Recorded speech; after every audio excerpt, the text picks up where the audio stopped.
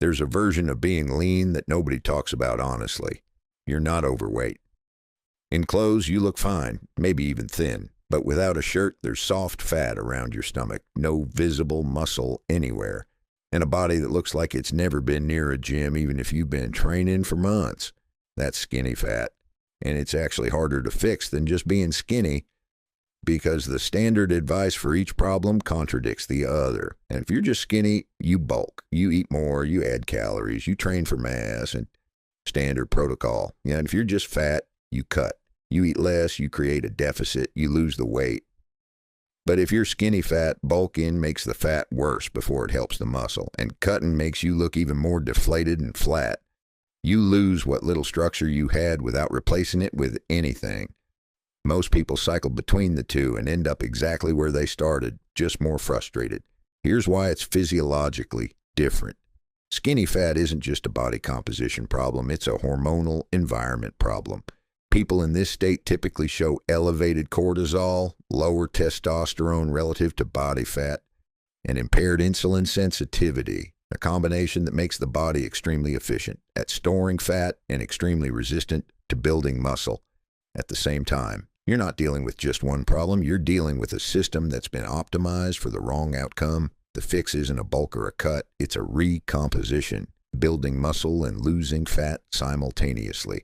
And while most people assume recomposition is only possible for absolute beginners or people on steroids, that assumption is wrong. Skinny fat individuals are actually among the best candidates for recomposition, precisely because of the hormonal imbalance. Their body has significant room to improve both variables at once when given the right stimulus and the right nutritional environment. Here's what that looks like in practice. 3 shifts.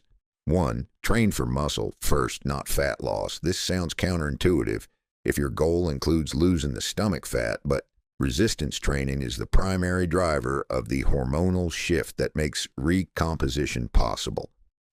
It increases testosterone, improves insulin sensitivity, and signals the body to partition calories toward muscle instead of fat storage. Cardio doesn't do this.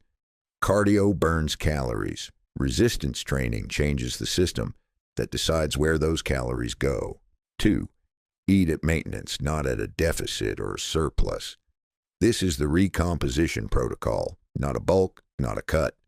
Eating at your true maintenance calorie level while training with progressive resistance gives your body exactly enough energy to fuel muscle synthesis without providing excess calories for fat storage. The fat you already have becomes the deficit. Your body burns it to fund the muscle it's building. This only works if protein's high, at least 1 gram per pound of body weight, because protein is the raw material for the muscle synthesis that drives the whole process. 3. Fix the sleep and stress variable. Elevated cortisol is both a cause and an effect of the skinny fat condition. Without addressing it, the hormonal environment stays unfavorable, regardless of what you do in the gym or at the table. 8 hours of sleep, consistent training schedule, and actively reducing unnecessary stressors aren't lifestyle advice. They're direct interventions on the hormonal axis that's keeping you stuck.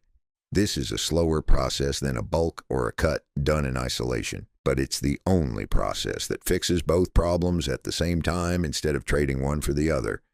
And for skinny fat individuals specifically, it's also the most sustainable, because you never go through a phase where you look worse before you look better.